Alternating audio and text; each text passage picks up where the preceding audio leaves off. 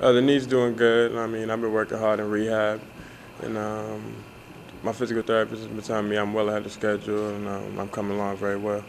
What is Jamie? How much interaction have you had with Dr. Andrews, and what has he told you? And is he giving NBA teams feedback on how you're doing and all those things? Yeah, he is. He's told me, like he was telling me when I had the surgery, that it went very well, and he just told me make sure I take things slow and just stay focused on physical therapy because that's the key thing from now. Is it hard to be patient?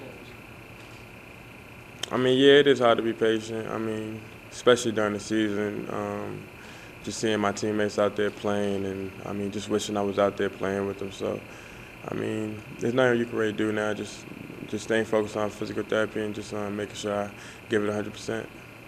Was there ever any question about you going into the draft? Was there any consideration at all of coming back, or was it pretty much from the get-go that you were going to go ahead and go in the draft?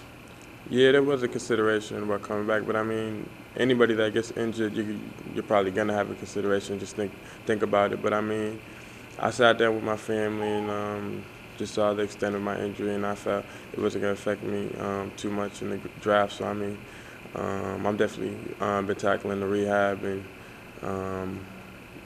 my family and my decision was probably the best decision for me, I believe. What made you think about coming back? What did you like about it here? What might have kept you? I mean, just definitely the Big Blue Nation. I mean, I love playing here. It was one of the best experiences of my life. The great fans, the great atmosphere.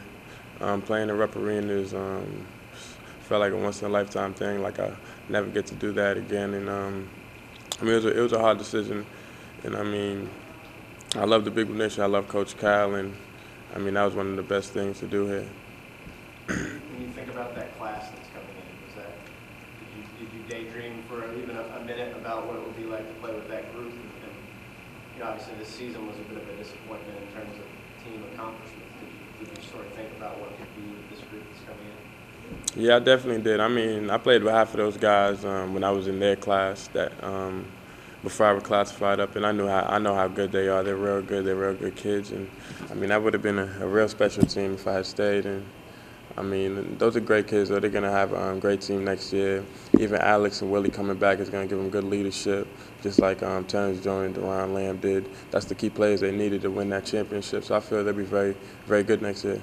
Have you paid much attention to some of these mock drafts about where you might go? Does it really matter to you? Nah, I don't pay attention to those at all. I just stay focused on my physical therapy and just make sure I stay focused and keep my mind right. What would it mean to you, though, to go number one? What would it mean to you if you can get back to that number one spot? That's where most people had you before the injury, and a lot of people have you now. What would it mean to be number one? I mean, yeah, it'd be a dream come true, being the first pick in the NBA draft, and I mean that's something you dream about from when you're a kid. And I mean, I'd be very blessed to be in that position and just very appreciative of it. Nerlens, after it happened, a day or two after the injury, did you think that was out, that being a number one pick, that kind of thing would be out the window this year? When I heard about my injury, I mean, no, I mean, a lot goes through your head. I mean, when it first happens to you, you don't know what the injury is, so you don't know if you'll ever play basketball again, or if you'll be playing in a month from now. So, I mean, when I heard what the injury was, I mean, I knew no matter what, I'd get back on the court and as fast as I could, and just get back to what I love doing. What do you hear from the NBA about your stop and where you might be going? I don't hear anything. I mean, that isn't a priority to just listen to what they say. I mean, I'm my own player, and I just got to worry on getting better and getting stronger, getting my legs stronger, and getting right back on that court. There was a time you went down, you guys are starting to win some games, you almost stayed on the road. How difficult was it for you to sit and watch helplessly as your teammates kind of fell apart for the game? Yeah, it was real tough. I mean, just watching them guys play and just know I could have helped them in so many ways. But I mean, I'm proud of them guys. They played as hard as they could. They fought. They beat two of the best teams in the league without me. So I mean, you can't underestimate those guys. They played hard, but I mean, things just didn't roll their way sometimes on the road. But I mean, I love them guys. They played their hearts out. So I mean, I'll always be proud of them no matter what. As a guy who played with him and faced him probably quite a bit in practice, how good can Willie Cauley-Stein be with another year? Another year, Willie could be one of the best big men in the country, definitely. I mean, I'm sure he will be. I mean, Willie's he's a freak athlete. I mean, 7 foot, fast, strong, quick. I mean, he has all the tangibles to be great. And I mean, next year, I'm sure he's going to dominate the collegiate rankings and move on to bigger and better things. What did you see in him from A to B this year in Willie, from the time you first saw him play until the end of the year? How much change did you see? A lot. He's made so much progress in his game and just even mentally. I mean, early on, Willie wasn't too sure about things, but as the season went on, he's gotten so much more confident and just so sure of himself that there was just times in practice where he just dominated and just you see flashes. And Willie's come a very long way physically and mentally, and he's really coming into his own as a player. What do you remember about the play? Have you ever watched it, and was it any time providing kind of perspective of how quickly things can change or how quickly things can be gone? And for young players, never have to deal with that kind of thing. For a lot of young players, never have to deal with that kind of thing. I mean, yeah, you got to go out there and play hard every day. I mean, you can't take it for granted. You got to cherish the game you love and play. And I mean, I felt that's what I did. But I mean, things like this happen. I mean, you're a human being. I mean, you're gonna get hurt sometimes. But I mean, you just gotta stay focused and be ready to just fight and get back to doing what you love. Nerlens, how exactly did the injury occur?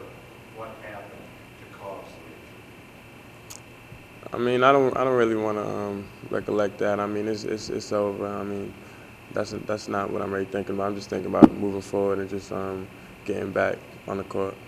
What are they telling you about when you might be able to get back on the court? I mean, they're just taking it step by step. I mean, it's a 6 to 8 month injury, so I mean, I got surgery 6 weeks ago, so probably around Christmas time or something. But I mean, you never know. I mean, it's a long healing process, and I mean, I'm just staying focused and just doing my rehab till I can. You talked about this a little bit with Dan Patrick. What's it been like for you being away from home and having all these things happen in your hometown, seeing things on TV areas and neighborhoods that you know, and your city is suffering a little bit? Yeah, that definitely affected me. I mean, just growing up in that city, born and raised, and to see that happen, you just can't think of a human being that could do that to people that run in the Boston Marathon from all over the country. It's Patriots Day, and everybody's out there having fun and enjoying themselves for something they've prepared so long for. And I mean, that was a very tragic happening. And I mean, just seeing it on TV all day, that was the same day I declared, but I mean, that wasn't even on my mind the rest of the day. It was just me sending my prayers out for everybody that was affected by that. Did you watch much of the coverage? Yeah, I was actually woke up that morning, went to rehab. I declared that same morning, but I was in rehab and it was all over the TV. And even when I got home, I was just laying in bed, just looking for updates and just making sure everybody that I knew back home was okay. How did being in college for a year help you? What did it benefit? What benefit did you get from it? It benefited me a lot, especially playing here under Coach Calipari and the coaching staff. I mean, there's no pushovers here. They want you to be the best you could be, and they don't accept nothing less. Coach Cal's taught me so much on and off the court, how to be a good person, and just really know how to have a good work ethic, because he made us love to work and just carry yourself, and just a lot of life lessons that not any regular coach would teach you about, just off the court. Obviously, your dream is to go to the NBA. Mm-hmm.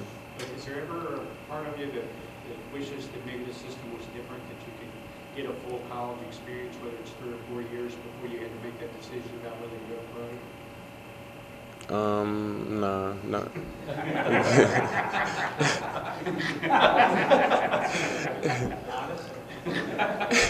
I mean, I love this year, though. This is one of the best experiences of my life being here at Kentucky this year.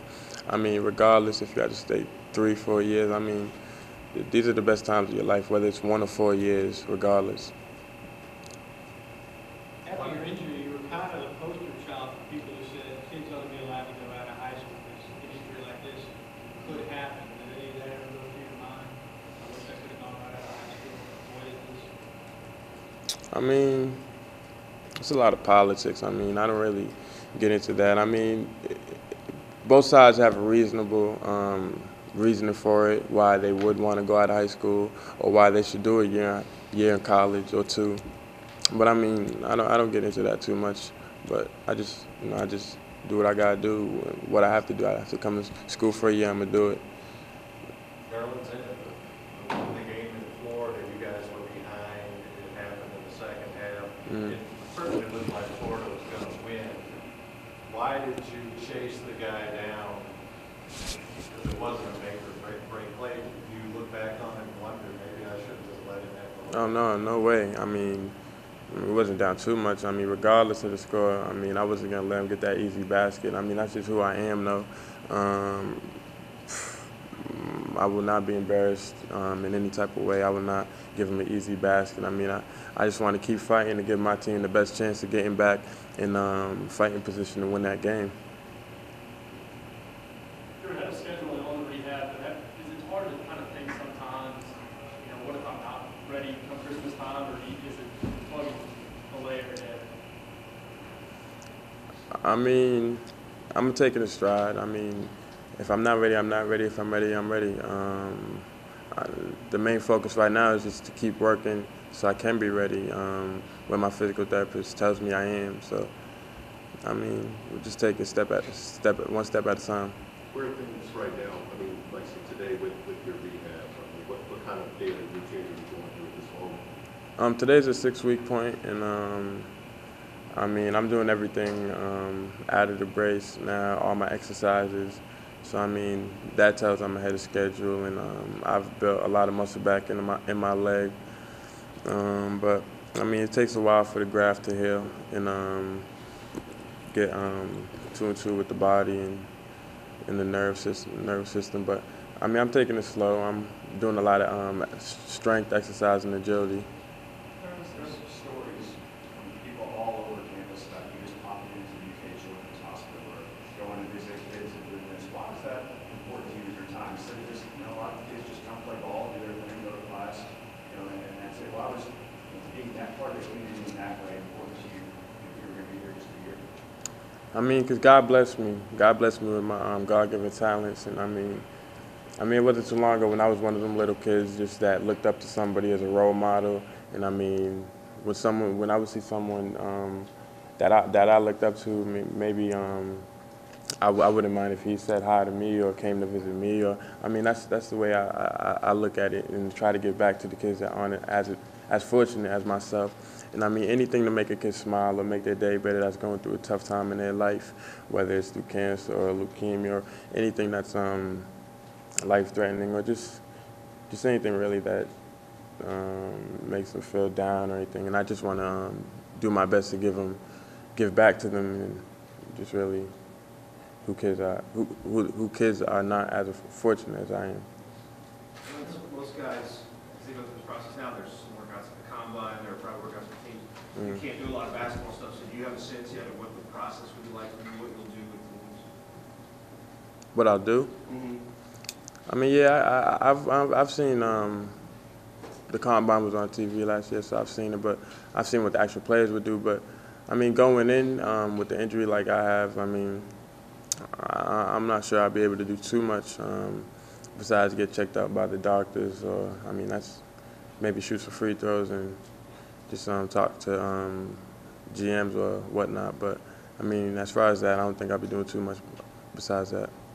We talked to Larry Warford about playing sports for business now, for a living. You're about to become a businessman, basically. Talk about just having to tackle that side of your life as a career and things like that as a young man. I mean, yeah, definitely. I feel I'm ready for that part of my life.